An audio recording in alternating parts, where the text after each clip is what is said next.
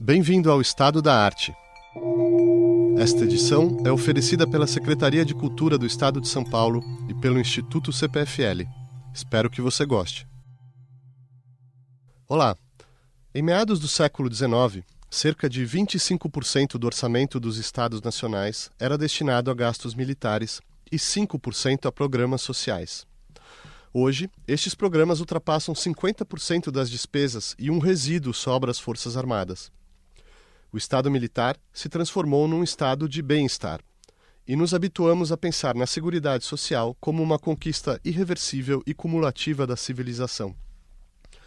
Desde que Bismarck projetou nos anos 1880 suas políticas de seguridade compulsória, até William Beveridge implementar no Reino Unido da década de 40 a proteção universal do berço ao túmulo contra os 5 males gigantes, doença, ignorância, dependência, miséria e ociosidade, o consenso se cristalizou em torno ao estado do bem-estar como um mecanismo eficaz na cobertura dos riscos da vida e na promoção da justiça distributiva.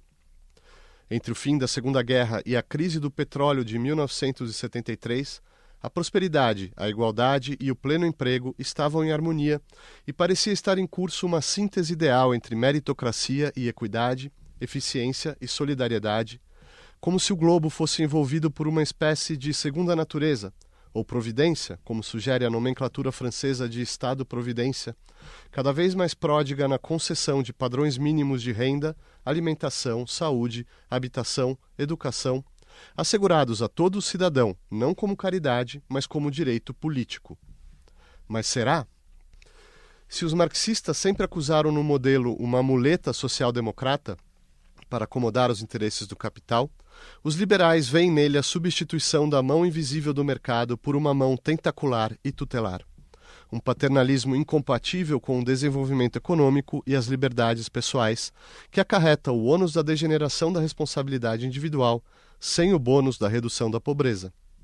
Independentemente das críticas ideológicas, os indicadores revelam que na era da economia globalizada e pós-industrial, os sistemas tradicionais de seguridade atravessam uma tripla crise de sustentabilidade. Primeiro financeira, ante o desafio de equilibrar a receita para servir populações mais longevas e exigentes. Depois política, ante a necessidade de estruturas adaptáveis a riscos sociais e expectativas de consumo em mutação. E por fim, moral, ante o desafio de estimular o empreendedorismo sem sacrificar o compromisso com os mais vulneráveis. Como alertava Norberto Bobbio na década de 80, a crise fiscal do Estado é tida como um indício da incompatibilidade natural entre as duas funções do Estado assistencial: o fortalecimento do consenso social, da lealdade para com o sistema das grandes organizações de massa e o apoio à acumulação capitalista com o emprego anticonjuntural da despesa pública. A particular relação que o welfare state estabeleceu entre Estado e sociedade não é mais entendida em termos de equilíbrio, mas como elemento de uma crise que levará à natural eliminação de um dos dois polos. Será?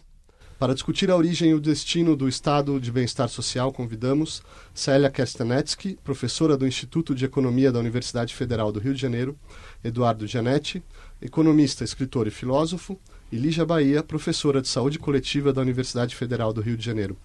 Célia Kestenetsky, eu citei aqui Bismarck. O que exatamente ele está fazendo nesse final do século XIX? Por que isso é um marco tão importante para o que a gente entende hoje como Estado de Bem-Estar Social?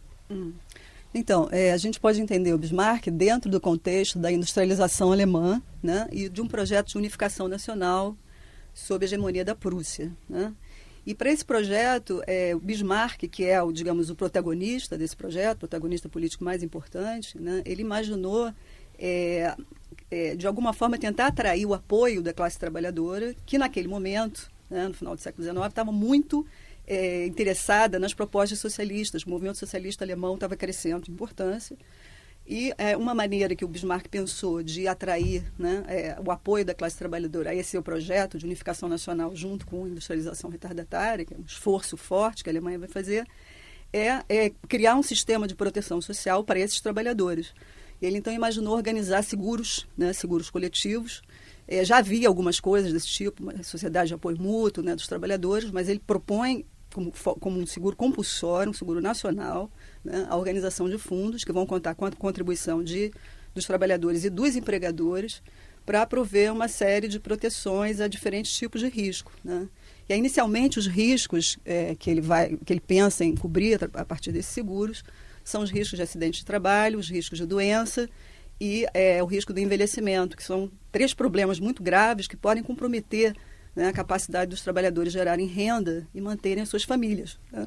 E com isso, realmente, ele consegue enfraquecer a atração que o movimento socialista estava exercendo sobre os trabalhadores. E também, obviamente, diminuir a importância política da Igreja Católica, que era outra competidora política aí dentro desse mesmo projeto. Eduardo, esse é um momento em que se discute a chamada questão social, de fato, o problema da pobreza. Isso se reflete na literatura, na filosofia, no campo das teorias políticas e econômicas. Você pode expor um pouco para a gente, mapear um pouco a discussão como estava sendo feita naquele momento? Então, Marcelo, eu acho que um primeiro passo aqui é a gente ver com clareza as relações entre o Estado e a economia. Quais são as grandes categorias dessa interface em que o Estado e as políticas de Estado afetam de alguma maneira o funcionamento do sistema econômico. Existem 3 grandes frentes pelas quais o Estado interage com a economia. A primeira é a política macroeconômica, que trata de política monetária, política fiscal, trata do crescimento econômico, do câmbio. Política macroeconômica procura afetar os grandes agregados da economia. Uma outra área de intervenção do Estado é a política microeconômica. São todas aquelas situações em que as ações de um governo afetam o funcionamento de diferentes mercados. Regulamentação do mercado de trabalho, do mercado de crédito, a questão dos monopólios naturais, o momento em que o Estado se torna empresário, as empresas estatais, são ações microeconômicas do Estado. A terceira grande área, sobre essa que nós vamos estar falando aqui no programa, é o estado do bem-estar. O princípio que está por trás disso é o seguinte: existem grupos sociais numa economia de mercado que não têm como garantir uma renda para manter o seu padrão e o seu bem-estar. Como é que a sociedade vai transferir extra-mercado algum tipo de apoio para esses grupos que de outra maneira ficariam completamente à míngua, sem ter como garantir um mínimo de até sobrevivência? Nós estamos falando aqui, portanto, de transferências extra-mercado, ou de serviços diretamente, ou de renda, para que esses grupos sociais possam se manter de algum modo. As raízes intelectuais desse tipo de ação de Estado remontam ao início da teoria econômica. Já na Riqueza das Nações, o Adam Smith, lá no livro 5, quando ele fala do papel do Estado, uma das funções do Estado que Adam Smith elenca seria contribuir para atenuar os efeitos nocivos da divisão do trabalho sobre as pessoas. Adam Smith fala tudo de bom sobre a divisão do trabalho no início da Riqueza das Nações, mas quando ele chega lá no livro 5, ele fala coisas horríveis sobre a divisão do trabalho.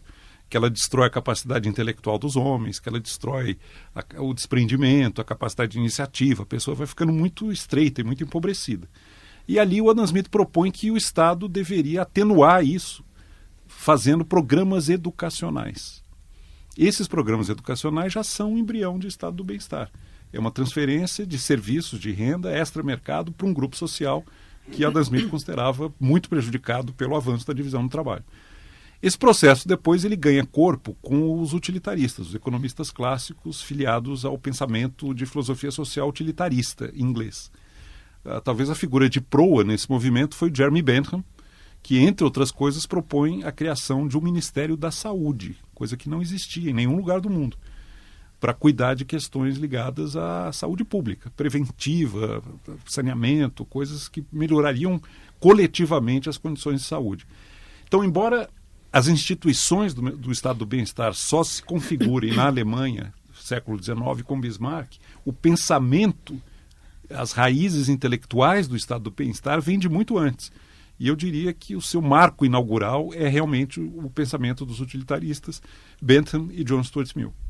E dentro, Lígia Bahia, dessa atmosfera de ideias e de propostas, início do século XX, industrialização, crescimento populacional, essa divisão do trabalho, muitas coisas acontecendo. Como que os programas de seguridade social estão se organizando, sobretudo na Europa, creio que nesse momento, mas se você quiser. Pois é, boa tarde, Marcelo, boa tarde, Eduardo, boa tarde, Célia. Muito obrigada pelo convite para participar do programa. Estou adorando aqui o debate, porque nós estamos aprendendo muito já assim, nessa primeira rodada. Na saúde não é bem assim, os tempos não são exatamente esses, não é? Porque havia, então, antes mesmo da industrialização, a peste, não é? A peste na Europa, que matou 1/3 da população. Então, uma preocupação grande desse pensamento, por que ocorre, quais são as causas e etc. Então, se consolidou o que nós chamamos de teoria miasmática. As doenças são causadas por eflúvios, por partículas que são invisíveis na atmosfera, por maus cheiros, pelos pântanos, etc. Essa teoria miasmática é uma teoria muito interessante, eu considero até hoje, mas essa teoria miasmática ela era relativamente hegemônica, porque já havia também competição com outros pensamentos. Havia também uma chamada medicina da espécie, o pensamento hipocrático que retornava, ele ia e vinha. Mas um médico francês chamado Villermé, um médico que era um médico liberal, absolutamente liberal, e é importante que a gente marque isso aqui no programa, porque havia uma bancada de médicos da Revolução Francesa que eram médicos revolucionários, etc., médicos, então, jacobinos, mas não era o caso do Villermé. O Villermé era um médico completamente liberal, inclusive amigo de economistas que compartilhavam esse pensamento exposto pelo Eduardo, e ele começou a investigar. Ele acreditava na teoria miasmática, ele usando dados do Censo de Paris, ele faz uma descoberta científica, que é a seguinte descoberta: as pessoas mais pobres morrem antes das pessoas mais ricas. E não se sabia isso, esse era um conhecimento inexistente para a humanidade até então. E esse pensamento, essa descoberta, essa evidência científica, ela atravessa então fronteiras, ela vai especialmente para a Inglaterra e ela vai ter uma importância muito grande na saúde especificamente, para conformar, então, essa ideia de um sistema de saúde universal. E na Alemanha ela vai adquirir um outro formato, não é? Que é mais esse formato de polícia médica, de mudança, então, que se chama higiene e saúde pública. Mas, enfim, de alguma maneira é interessante que há singularidades, não é? Esses movimentos que parecem... Como é que se faz um seguro que, ao mesmo tempo, ele é um seguro de previdência, não é? Então ele paga em dinheiro e ele é um seguro de saúde, não é assim, não é como a gente vê hoje, não é? Então é diferente. Ali havia um monte de instituições filantrópicas, médicos que estavam pensando sobre essas teorias, enfim, então um conjunto tanto do pensamento quanto das instituições que não era exatamente acoplado, não é assim, surge um seguro que ele simultaneamente é de saúde, é de previdência, de assistência social. Então é muito interessante, porque certamente isso vai encontrar uma convergência, mas é importante a gente marcar essa origem, que são origens, eu diria assim, diferentes, não é? Diferente do ponto de vista da causalidade, né? Do que se pensava ali naquele momento que causava doença, que era o problema, como é que se resolveria, então, os problemas das epidemias, etc. Tem momentos definidores, né? A Primeira Guerra Mundial, a Grande Depressão depois dos Estados Unidos vão desafiar os Estados modernos a ter um novo tipo de atuação. Como que esses dois eventos em especial vão reconfigurar a noção de justiça social, a noção de seguridade social em especial? Sério? Posso falar algumas coisas sobre isso? Talvez a gente pudesse, né, ouvir os outros também. Bom, em relação à guerra, né, o que a gente pode pensar é que o esforço de guerra, né, é uma coisa importante, quer dizer, você precisa de uma mobilização de recursos para a guerra, e é interessante que no esforço de guerra aparecem as primeiras propostas de tributação progressiva, né, que é até um lado assim, da redistribuição que é pouco misturado com a ideia do Estado bem-estar social. Mas hoje em dia a gente pode reler o passado em vista também dessas iniciativas, né, que foram inclusive iniciativas que contaram com um grande apoio, inclusive das elites, porque não havia como extrair recursos de outros setores que não fossem aqueles que tinham renda, né, para ser tributada e participar do esforço de guerra.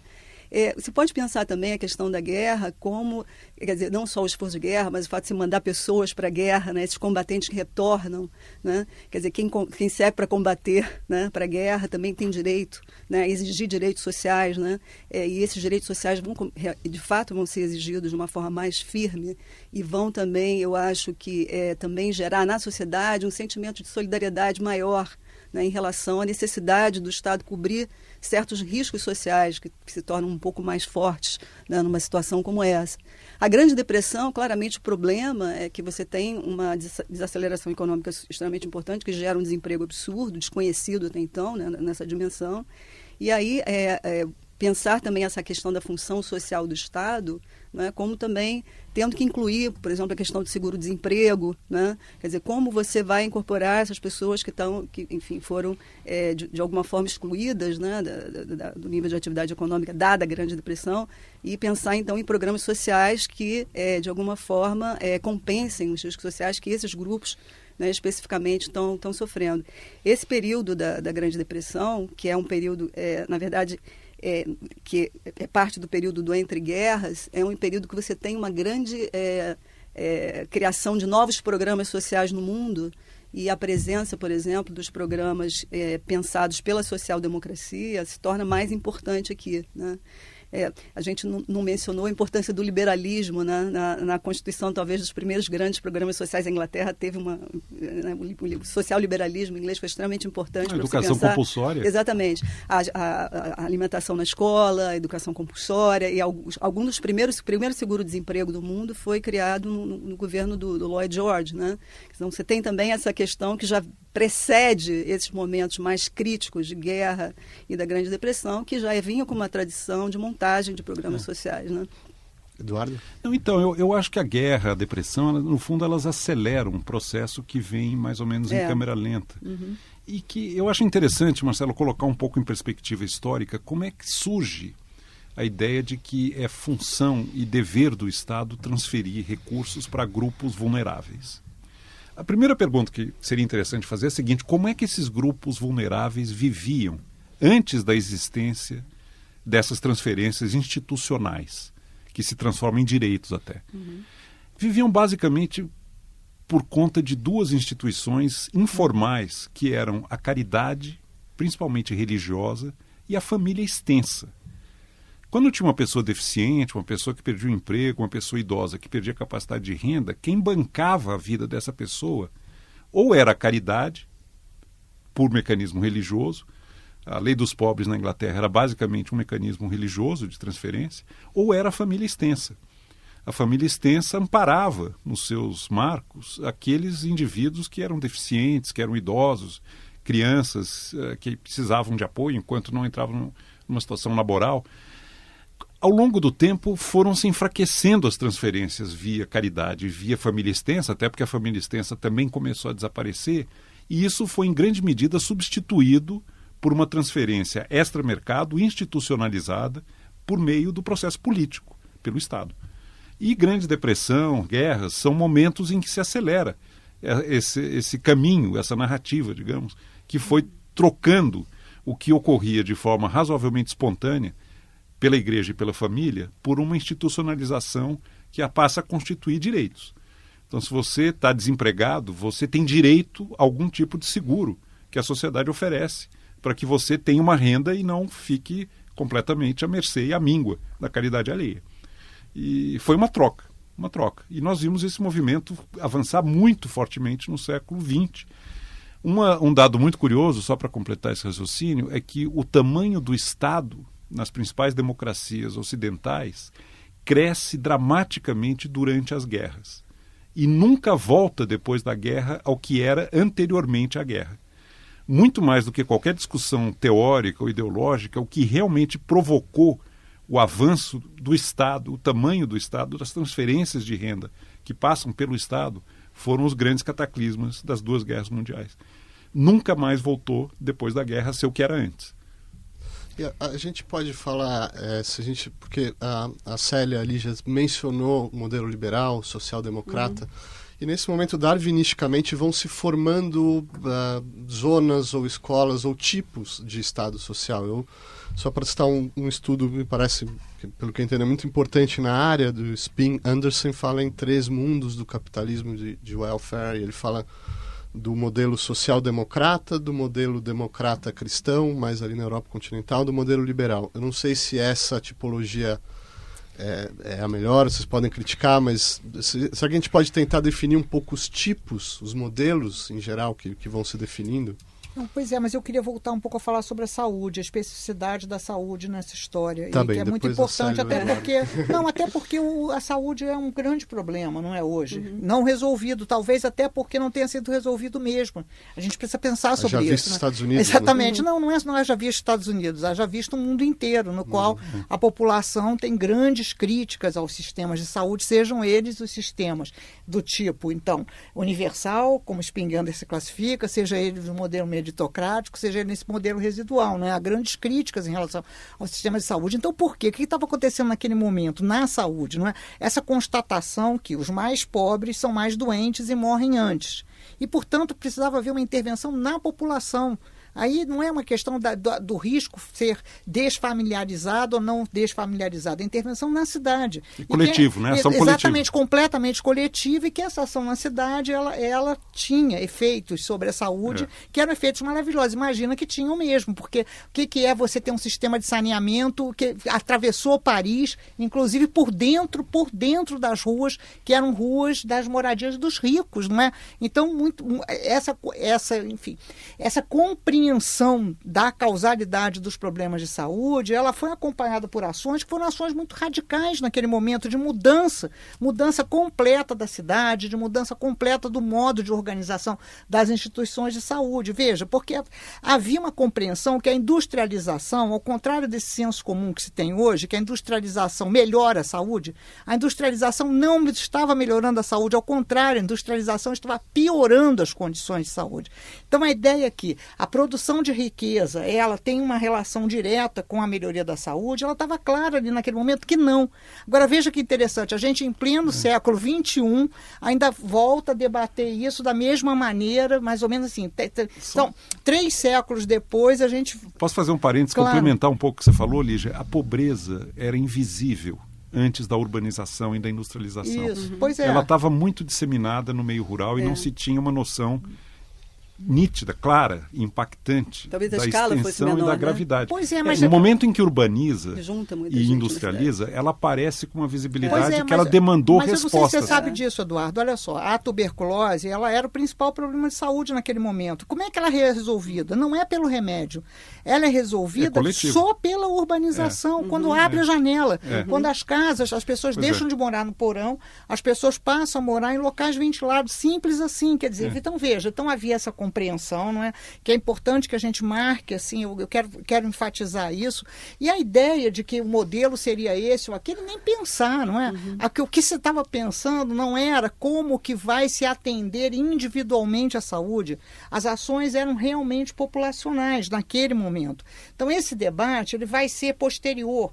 O debate de como que se organizam as instituições assistenciais da saúde, então como é que acontece? Por exemplo, as instituições filantrópicas, em alguns lugares se tornam estatais. Simples assim.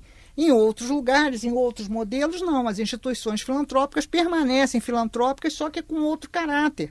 Não é um caráter muito mais público do que elas tinham anteriormente. Como é que é o sistema alemão, por exemplo, hoje? Não é? O sistema alemão compra serviços, inclusive de instituições que anteriormente foram instituições filantrópicas. Então, não é que houve um milagre e que do nada surge um modelo de seguridade social assim. 3 tipos, não é? Porque são modelos idealizados, não é? Porque isso é importante para a gente pensar sobre o Brasil, né? Que não tem nenhuma dessas condições. Célia? Posso complementar, né? Porque eu acho que cada um aqui está pegando um ângulo do problema que está ficando bem interessante, né? Eu acho que eu queria voltar um pouco a um ponto que o Eduardo levantou, que é a questão da pobreza, né? Dessa nova pobreza que aparece depois da Revolução Industrial. Talvez a gente pudesse ter começado por aí, né? Falar um pouco do tipo de impacto, né, que a Revolução Industrial cria quando ela acontece em uma sociedade rural, né, que tinha um sistema econômico voltado para a agricultura, que tinha uma solidariedade rural, né, da família estendida, como você mencionou, da comunidade, da paróquia. Né? E essa forma, esse sistema que a gente poderia chamar de sistema socioeconômico, ele é completamente virado, né, de cabeça para baixo quando você tem a industrialização na Inglaterra. Né? Então, você passa de uma sociedade rural para uma sociedade urbano-industrial, em que você não só altera o sistema de produção e aumenta a capacidade de geração de riqueza de uma forma completamente desconhecida, inédita, como você desmonta, né, todos os mecanismos de proteção social tradicionais, baseados na família estendida, na comunidade, aquela coisa tradicional, né, até ideias como de noblesse obliga, né, a coisa da elite, da aristocracia que cuida dos seus dependentes, essas coisas todas desaparecem, as pessoas são deslocadas, né, você tem movimentos populacionais enormes para cidades completamente despreparadas para receber essas populações, né, e você tem a questão habitacional, que é um problema. Ciclos econômicos, a vida muito incerta. Exatamente. Então, quer dizer, são várias novas fontes de riscos sociais que certamente estão convocando novas funções para o Estado, né? Então, não basta mais agora só um Estado que garante a ordem, não basta um Estado que garante a defesa, né? Não basta um Estado que garante contratos, né? Se agora precisa de um Estado que, de alguma forma, proteja essa população daqueles que serão os trabalhadores industriais, né? Que nem sabem o que é isso, né? Então, só completando, assim, porque eu acho que eu vou chegar até o ponto que você levantou dos modelos. Quer dizer, nesse momento, quer dizer, por exemplo, na Inglaterra, a resposta do Estado é primeiro uma resposta regulacionista, né? Quer dizer, o Estado começa a se meter quer dizer, obviamente foi resultado de luta política, etc., né? Mas o Estado começa a interferir nas relações contratuais, como, por exemplo, com a legislação trabalhista, né? Vamos arrumar essa casa aqui, porque está uma loucura isso, né? O ambiente do que o Marx chamava de mais-valia absoluta, né? Você não tinha limitação para jornada de trabalho, trabalho de criança, trabalho das mulheres. Então, essa é uma primeira, eu acho que é uma primeira indício, uma evidência de uma função social do Estado que está se dando via regulação das relações contratuais, está assim, imiscuindo naquilo que seria sacralizado na tradição liberal como algo que o Estado não deveria interferir. Mas, mais adiante, né, o que vai ser reivindicado desse Estado é que ele vá também na direção da questão da seguridade social, que seria você oferecer outras formas de proteção para todas aquelas contingências que o Eduardo mencionou, quer dizer, momentos ao longo da vida, dado, por exemplo, o risco dos próprios ciclos econômicos, né, quer dizer, você tem momentos de crescimento, momentos de depressão, né, em que os trabalhadores se veem desempregados, não tem como sustentar suas famílias, então você tem que ter algum tipo de colchão para proteger isso e outras contingências típicas de uma sociedade industrial, como, por exemplo, os acidentes de trabalho, coisas do tipo, né? Então, aí a gente pode começar a ver o início das maneiras diferentes dos vários países organizarem os seus sistemas de proteção social, que eu acho até um termo tímido, né, para falar da montanha de coisas que foram imaginadas, porque não foi só benefícios monetários para proteger de riscos, você também teve o Estado provendo serviços, né? Ali já mencionou, serviços de saúde, por exemplo, alguns países organizaram provisão pública de saúde, né? Outros organizaram isso via sistemas de seguros, né? Como foi o caso alemão e aí do centro da Europa. Então aí talvez a gente pudesse começar a falar de modelos, né?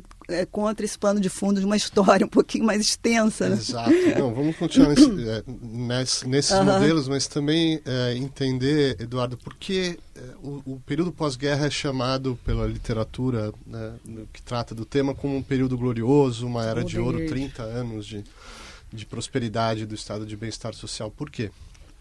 Porque foi um período de crescimento acelerado, de reconstrução, depois da guerra.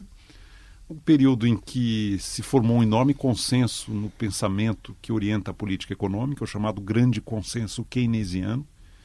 Agora, aqui é preciso um parênteses, porque o Keynes não escreveu praticamente nada sobre o estado do bem-estar. Concordo integralmente. A área dele é política macroeconômica. Demanda efetiva. O problema dele é demanda efetiva. O estado do bem-estar é um outro caminho e é uma outra lógica. Então, embora ele tenha apoiado o Beveridge, né? Mas não foi ele que escreveu. Mas na obra dele você não encontra praticamente nada sobre o tema do estado do bem-estar, que é transferências de renda extra-mercado, ou recursos extra-mercado para grupos sociais vulneráveis, específicos, né? O Keynes não entra nesse assunto praticamente. Mas o que se chamou na época o grande consenso keynesiano. E houve uma ilusão que perdurou até meados dos anos 70, de que esse consenso tinha permitido tornar o ciclo econômico algo ultrapassado, que tinha vencido as flutuações naturais da economia que vinham acompanhando toda a existência da história econômica desde o século XVIII ou mais, né? Mas foi uma ilusão. A meados dos anos 70 surgiu o que acabou sendo o calcanhar de Aquiles de todo esse acordo, que foi a chamada estagflação. Períodos em que a economia estava em recessão e a inflação ao mesmo tempo aumentando. Aí houve uma mudança. E houve também, nessa época, acho que é importante isso, uma crítica a um aspecto do estado do bem-estar que eu considero até certo ponto uma crítica pertinente. O que se constatou, Marcelo, é que grupos sociais que não precisavam de transferências de renda extramercado encontraram caminhos e maneiras de capturar as transferências. Então, você tem classe média alta, conseguindo obter de dentro do estado do bem-estar recursos dos quais não precisava. A proposta do Milton Friedman, que vem aí, do imposto de renda negativo, é basicamente uma ideia de corrigir essa disfunção do estado do bem-estar que foi capturado pelos ricos. A ideia do Friedman é a seguinte: não vai mudar em nada o volume de recursos transferidos, vai se manter. Só que em vez de transferir isso em espécie, educação, saúde, pensões, etc., vai se transferir em dinheiro para quem, no imposto de renda, não alcançar um certo nível de renda. Você vai manter o mesmo volume de transferências, só que você vai direcionar isso de maneira muito mais focalizada. E, ao mesmo tempo, você vai deixar a família decidir o que ela quer fazer com esse dinheiro. Se ela vai querer gastar em habitação, se ela vai querer gastar em educação, saúde, ou seja lá o que for. O Estado não vai tomar essa decisão em nome da família. A proposta do imposto de renda negativa é uma tentativa de corrigir uma disfunção do estado do bem-estar, que, diga-se de passagem, se manifesta no Brasil. Porque boa parte das transferências de renda extra-mercado que o Estado brasileiro faz são aqui capturadas pelos ricos. Por exemplo, educação superior, gratuita e universal. Famílias ricas que pagam o ensino fundamental e médio dos seus filhos, quando chegam na parte mais cara da educação, deixam de pagar porque capturam a transferência de renda que vem no financiamento público da educação. Então podemos continuar diagnosticando essas disfunções e distorções e as críticas que surgem nesse momento? Podemos completamente. E é muito bom esse debate. Na saúde não faz sentido isso, né, Eduardo? Olha só, não tem captura. Porque, veja, se a gente compreende e a gente tem cada vez mais evidência sobre isso, que a desigualdade ela é o problema, né? Ela é o problema, e que a desigualdade ela não é um limiar, ela é uma desigualdade de gradiente. Sim. É uma desigualdade de gradiente. Mas, veja, deixa eu só completar um pouquinho. É uma desigualdade de gradiente. É preciso ter uma intervenção para todos. As intervenções populacionais, comprovadamente, elas são mais efetivas do que as focalizadas para a saúde. Por exemplo, se a gente agora tentar resolver o problema da epidemia de obesidade, considerando só quem já é obeso. Né? Porque, na realidade, o que nós teremos são crianças que ficarão obesas. E elas ficam obesas por quê? Porque elas moram assim, porque elas comem assim, porque elas moram no Brasil, inclusive. Então, ou nós teremos intervenções que são populacionais, nós teremos a epidemia de obesidade, não tem jeito. A gente está perfeitamente alinhado, Lígia. Eu acho que a questão da desigualdade é central. E numa área como a saúde, ela se torna realmente uma realidade que se impõe. Eu concordo inteiramente com você que as grandes ações de Estado no campo da saúde devem ser abrangentes e envolver a coletividade. No entanto, eu entendo como observador que os gastos com saúde pública no Brasil padecem também de algumas disfunções. Por exemplo, a judicialização de tratamentos. Você vê a justiça sendo acionada para garantir direitos de tratamentos extremamente caros, onerosos, ao mesmo tempo em que faltam recursos para questões muito básicas que abrangem grandes populações, dado que o orçamento é inevitavelmente limitado. Existe uma restrição orçamentária. Vale a pena ter tratamentos tão caros obtidos por meio de judicialização e negar atendimento a grupos sociais que precisam muito mais e cujo retorno para a sociedade será muito maior? Esse é um problema da saúde brasileira. Não adianta também gastar muito com saúde. O caso americano é eloquente sobre isso. Os americanos gastam uma enormidade com saúde e os indicadores médicos dos americanos são muito inferiores a de países que gastam... Mas os custos são muito mais altos nos Mas Estados por quê? Unidos, Porque gastam metade do orçamento no último ano de vida do paciente, o que é uma aberração. Para manter pessoas vegetativamente, sem nenhuma expectativa, gastam fortunas e deixam de atender outras questões, como a questão da obesidade e outras. Essa epidemia agora dos opioides nos Estados Unidos, que é uma loucura, uma aberração total. Veio da medicina. Né? O Japão gasta uma fração do que os Estados Unidos gasta. A Inglaterra também. A Inglaterra e tem indicadores médicos muito superiores, vive-se mais, menos incidência de doenças e tudo mais. Então é preciso tomar cuidado, porque primeiro gastar mais não resolve, e é preciso olhar com muito critério se o que se está gastando está de fato obtendo o melhor retorno para a sociedade. Eu não me conformo de estar num país como o nosso, o Brasil, em pleno século XXI, quase a metade dos domicílios não tem coleta de esgoto. Você quer um problema de saúde pública mais gritante, mais inaceitável do que esse? E você vê bilhões gastos com medicina cara, judicializada e às vezes para indivíduos e famílias que têm como arcar com o custo daquele tratamento, mas simplesmente capturam uma possibilidade que as disfunções desse estado do bem-estar oferecem. Célia, ainda sobre a crise, entre aspas, os desafios do estado de bem-estar social da década de 70 para cá. Tá, eu queria voltar um pouquinho à questão anterior, porque eu não fiquei muito satisfeita com o debate, queria botar um ângulo um pouquinho diferente aqui. Tá, eu não tenho essa percepção da disfunção, né, do estado de bem-estar social nessa chamada fase dos anos dourados. Quer dizer, na verdade, primeiro, respondendo a sua pergunta inicial, como é que a gente caracterizaria esse período? Por que ele é chamado de década dourada, décadas douradas do estado do bem-estar social? Bom, a primeira coisa que a gente tem que observar é que aumenta muito, né, a participação do gasto social no gasto público e também no produto, né? Você passa de um patamar de 10% do PIB para algo em torno de 30% do PIB, se você incluir os gastos com educação. Então, tem realmente uma expansão significativa do gasto social nesse período. Então, isso é algo que também se usa para caracterizar esse período como um período dourado, né, do estado do bem-estar social. Em termos qualitativos, o que avança nesse período é um impulso de universalização. Tá? Quer dizer, você tinha um estado de bem-estar social que foi inicialmente constituído em bases bismarckianas, né, muito corporativo, voltado para os seguros coletivos, dos grupos, de certo modo obedecendo, respeitando os diferenciais de status ocupacionais, né, para um avanço mais universalista, e que você está incluindo não só aqueles que contribuem para os seguros, mas também a população como um todo. Isso começa com Beveridge, com a ideia de uma contribuição que é um flat rate, toda a população participa e toda a população se beneficia, independentemente do seu status ocupacional, né? Então, essa ideia de solidariedade social ela é uma ideia que se aperta muito com essa ideia, com essa noção do universalismo. Essa fase, inclusive, novos benefícios sociais são incluídos, como as prestações familiares universais, né? Às vezes se diz que as prestações familiares universais são benefícios ineficientes, porque não estão diretamente voltados para os pobres, né?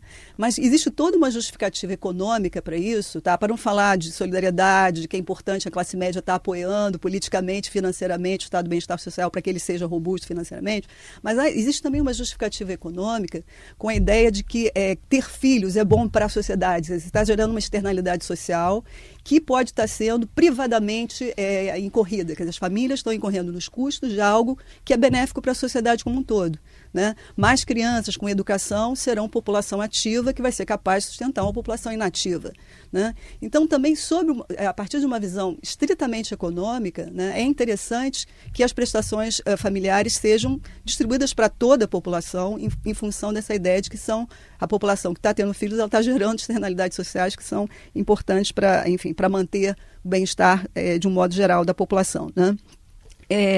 Então, assim, a gente poderia falar várias coisas sobre políticas universais focalizadas, eu acho que não é exatamente esse ponto, mas esse período seria o período onde você caracterizaria esse movimento de universalização.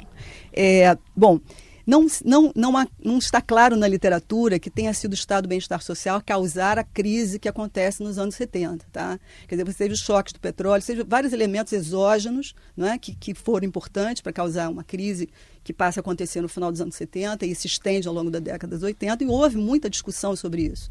Né? Em que medida que o estado do bem-estar social foi um elemento de aceleração dessa crise, em que medida ele foi um elemento de compensação dos efeitos da crise sobre certos grupos sociais. O fato é que, o que eu acho interessante, aí junta com a sua segunda pergunta, é que aumentou a consciência da necessidade de você fazer um argumento que associe a política social à produtividade, à geração de recursos que vão manter a própria política social e, no limite também, obviamente, ao aumento da riqueza de um modo geral.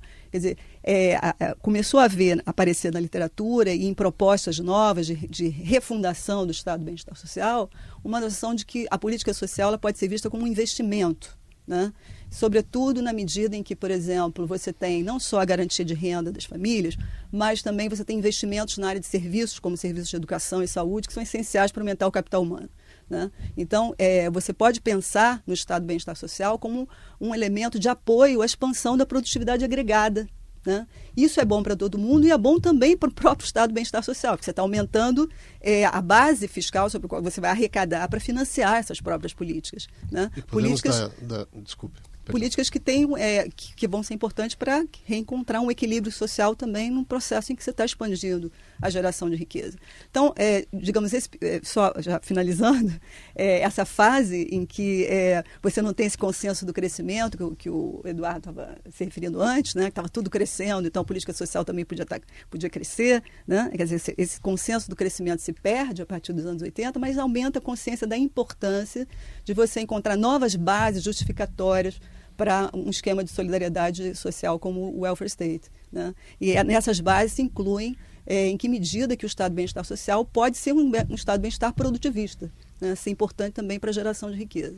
Podemos buscar exemplos dessas políticas que têm sido mais modernas, têm sido bem-sucedidas? Você vê isso, Lígia? Não, sem dúvida, né? Na saúde a gente tem políticas extremamente bem-sucedidas. Veja bem, olha que interessante, né? Que século maravilhoso que nós estamos vivendo, não é? Um século que, primeiro, no século passado, nós conseguimos ter um domínio sobre a natureza absolutamente sensacional, equivalente à chegada do homem à Lua, que é o controle da varíola. Não é? Que é muito importante, que é um marco muito importante na história da humanidade. O controle da varíola ele só foi possível por uma intervenção, que é uma intervenção, inclusive, internacional, não é? Então, uma articulação não só nacional como internacional, e nesse momento nós estamos diante de um desafio imenso que enfim, os cânceres, né? Estamos diante dos cânceres e o que fazer com as patentes, com a indústria, etc., com um debate extremamente rico, extremamente importante, extremamente instigante, e que nós, brasileiros, inclusive, estamos pouco metidos nele, temos que nos meter mais. Mas eu queria voltar um pouco também, falar um pouco, acho que o Eduardo está me provocando aqui, sobre o mau gasto na saúde, não é? Veja, então, se a gente está de acordo que o principal gasto é o gasto populacional, ok, maravilhoso. Veja, mas isso não é barato. A Suécia, quando afastou a linha de energia, para que não houvesse câncer de cérebro, isso é muito caro. Não é? Essas intervenções populacionais, ao contrário do que também se pensa, elas são extremamente caras. Mas então, olha só, já fico muito feliz com isso, porque isso é o mais importante. O meu problema não é caro ou barato, é dinheiro bem gasto. Ótimo, então, é o desenho da maravilhoso, política. Maravilhoso. Com esse desenho populacional a gente está de acordo, que nós não temos, não é? Veja, o debate no Brasil sobre saúde, ele é um debate que ele está equivocado. Nós não estamos debatendo saúde, nós estamos sempre debatendo assistência médica, que não é a mesma coisa, embora eu seja médica. É preciso dizer isso, não é a mesma coisa. Quando nós estamos falando de intervenções sobre saúde, é uma coisa. Assistência médica é outra. Então, vamos para a assistência médica. Nossa assistência médica é o caos. E o principal problema, eu diria, não é nem a judicialização. O principal problema é que a gente faz diagnósticos tardios e vai usar medicamentos extremamente caros para uma sobrevida próxima do zero. Não é? Então, veja, a gente não podia... Isso não pode ser assim. Agora, como é que é para não ser assim? Então, Eduardo, assim, e Célia e Marcelo, a gente precisa debater isso com muita clareza, com muita abertura, inclusive. Não tem nenhum dogma aqui. Tem sistemas universais que cobram taxas de uso, cobram taxas para medicamento, etc. Agora, em geral, a conclusão é que não adianta que essas taxas elas sejam muito altas. Ao contrário, o que a experiência internacional tem nos mostrado é que elas são taxas muito baixinhas, inclusive nos Estados Unidos, não é? Na reforma Obama, e que a ideia é de uma inclusão à assistência médica, inclusão à assistência hospitalar de todos, e que não haja essa segmentação, uma assistência para ricos, outra para pobres, não é? Então, o Brasil, ele é um ponto fora da curva nesse sentido, porque aqui a gente tem um hospital que só atende rico. Mas eu estou curioso para saber se o Eduardo tem bons exemplos, bons modelos de dinheiro bem gasto, de boas gestões. Eu vou dar um exemplo, Marcelo, que é uma questão que está muito em evidência no Brasil e no mundo inteiro, que é a questão previdenciária. Existem dois modelos fundamentais de financiar a Previdência. Um é um modelo mais amplamente utilizado, inclusive no Brasil, que se chama o modelo de repartição simples. Pelo modelo de repartição simples, quem está trabalhando, a população ocupada, contribui para pagar os benefícios da população que já se aposentou. Então, o dinheiro é recolhido da renda de quem está trabalhando e imediatamente é gasto pagando benefícios para aqueles que já saíram do mercado e que estão aposentados. É o modelo que tem no Brasil.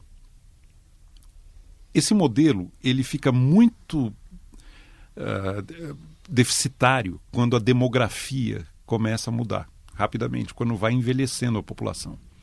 Hoje no Brasil nós temos 8 pessoas aptas a trabalhar para cada aposentado. Em 2060 nós vamos ter 2,3 pessoas aptas a trabalhar para cada aposentado.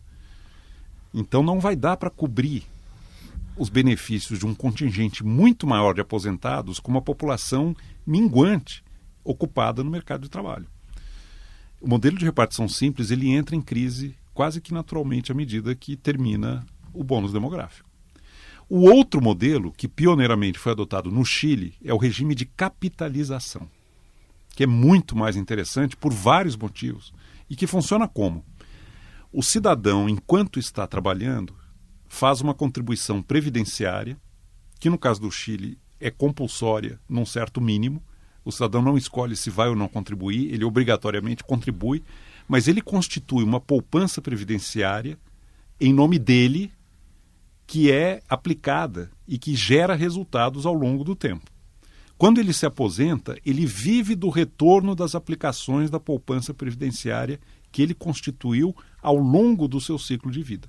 É uma conta nominal, administrada privadamente. O cidadão pode escolher quem é que ele quer que administre a sua poupança previdenciária e a expectativa dele é viver da sua poupança previdenciária no momento que ele se aposentar. Então você sai da repartição simples para um regime que é chamado capitalização, capitalizado. Isso aumenta muito a poupança do país, isso permite aumentar o nível de investimento e isso gera um sentido de responsabilidade, porque o cidadão sabe que a sua aposentadoria dependerá do esforço que ele fizer ao longo da sua vida para constituir uma poupança que gere um retorno depois.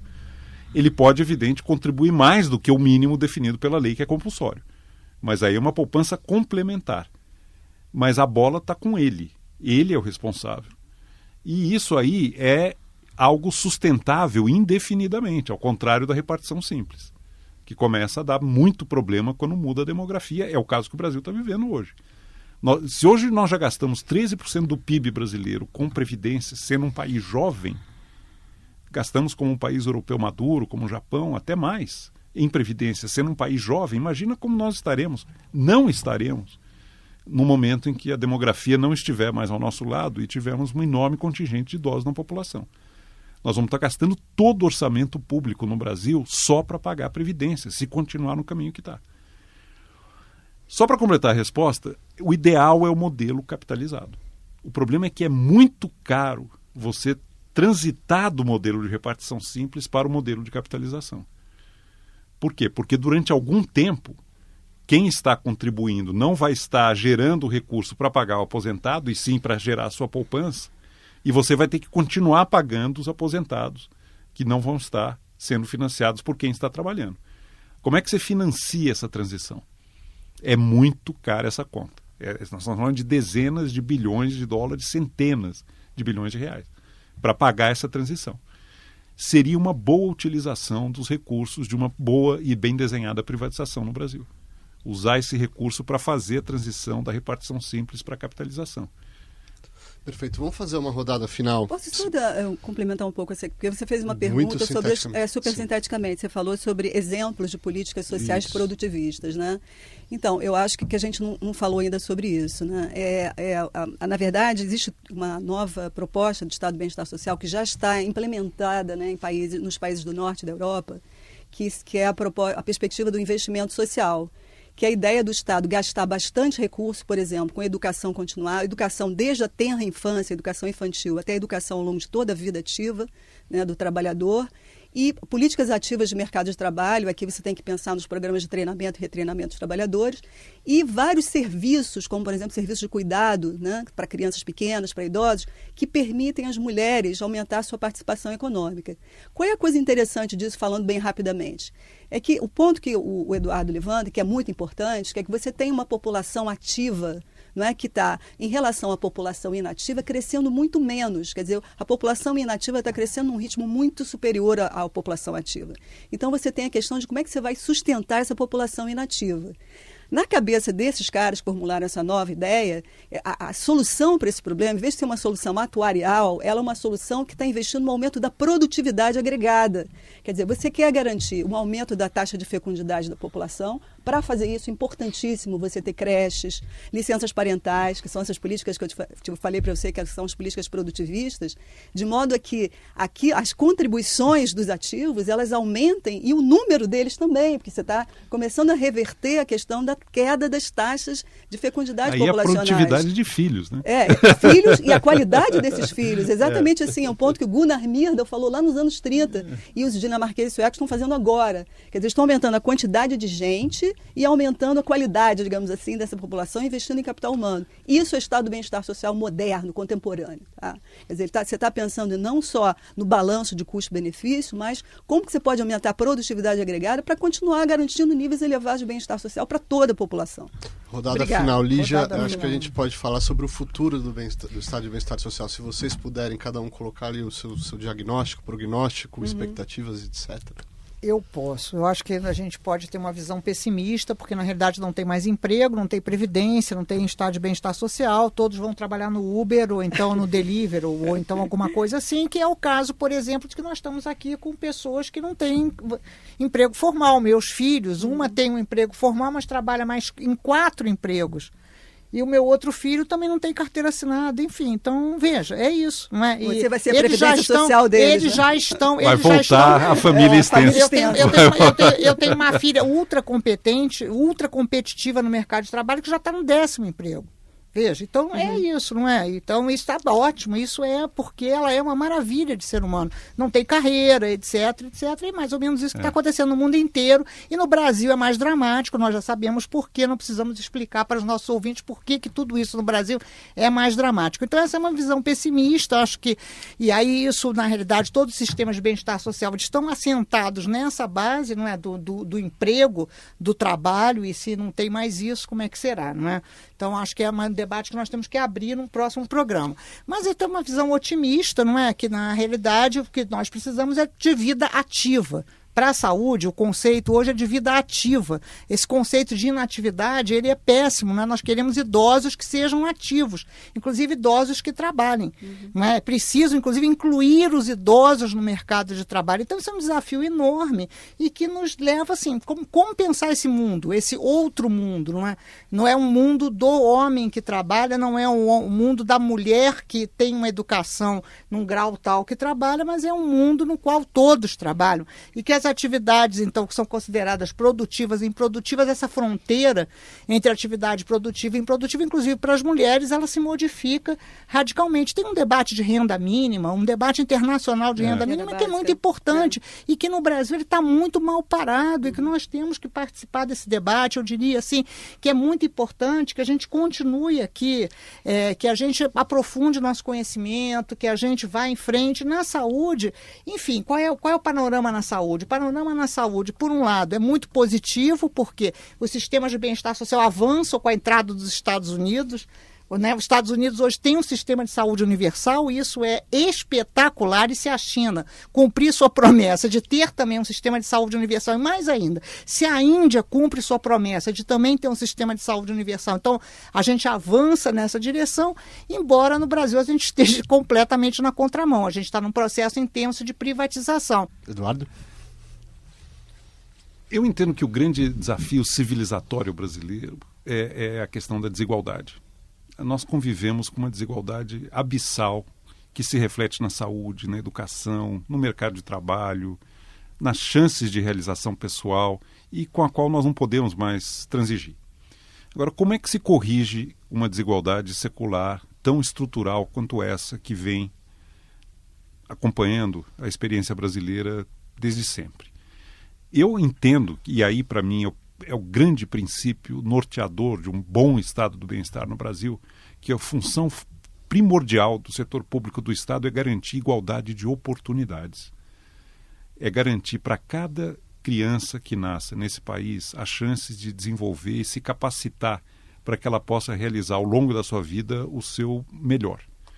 Não necessariamente uma visão produtivista econômica, mas o seu melhor como ser humano, criativamente, afetivamente, espiritualmente. inclusive economicamente, mas não necessariamente economicamente. Então eu acho que o grande princípio que precisa nortear as ações de política pública no Brasil é foco em igualdade de oportunidade. Escolhas terão que ser feitas. Escolhas terão que ser feitas porque o orçamento é limitado, o Estado brasileiro já gasta, ele arrecada 35% do PIB em impostos, ele gasta 9% do PIB a mais do que ele arrecada. Portanto, nós estamos falando de um país em que 44% da renda nacional passa pelo setor público. E não sequer conseguimos resolver o problema do saneamento básico. O Estado brasileiro é concentrador de renda. É incontornável essa conclusão. 44% de todo o valor gerado pelo trabalho dos brasileiros passa pelo Estado brasileiro. União, Estados e Municípios. E a distribuição de renda é o que é, e a desigualdade é a vergonha que é. Então, o setor público brasileiro está fazendo muito mal o que ele precisa fazer. E o que se torna escandalosamente, uma afronta escandalosa, quando você considera que quase a metade da renda gerada pelo trabalho dos brasileiros transita pelo setor público. E a sociedade não vê contrapartida. Segurança, saneamento, educação, saúde, transporte, são deploráveis os serviços públicos brasileiros e eles perpetuam uma situação de desigualdade. Então nós temos como missão, como desafio maior, corrigir essa entrada do setor público no processo distributivo com sinal contrário do que deveria ser. Porque com 44% da renda passando pelo setor público, não é possível que nós tenhamos indicadores sociais tão defasados como temos hoje no Brasil. Não vai ser aumentando o tamanho do Estado que nós vamos resolver isso. Vai ser corrigindo e usando melhor o recurso que já é drenado pelo setor público brasileiro.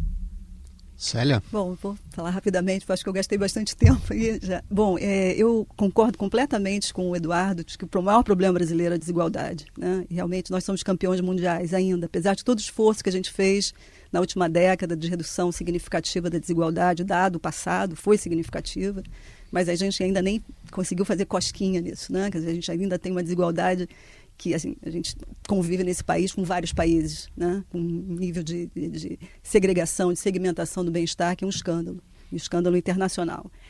Diante disso, eu acho que, quer dizer, se a gente está pensando assim, em modelos de boa sociedade, é interessante a gente olhar o que os países que foram mais bem-sucedidos na redução das desigualdades de mercado, o que eles fizeram, que tipo de políticas sociais eles usaram, que tipo de solidariedade social eles contaram, que tipo de economia política foi importante para gerar essa solidariedade social. Eu estou falando de economia política, que segmentos da população o Estado, né, teve que contar para poder, desenhar, conceber políticas sociais que conseguissem, de fato, reduzir significativamente as desigualdades.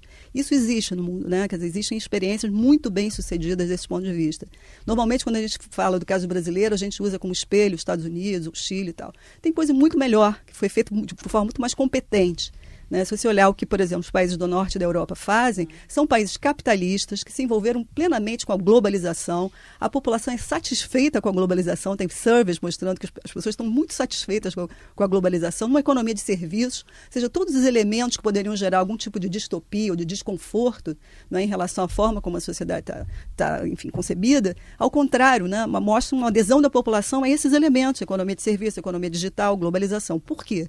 Porque eles geraram um baita esquema de solidariedade social que sustenta também essa economia. Né? Então, são países que têm as maiores redistribuições, os menores níveis de desigualdade, excelentes resultados econômicos, baixo nível de desemprego. Né? Eu mencionei as políticas sociais produtivistas, porque normalmente a crítica que se faz ao gasto social é que é ineficiente. Né? Gera problemas econômicos, deprime o crescimento, o potencial de crescimento.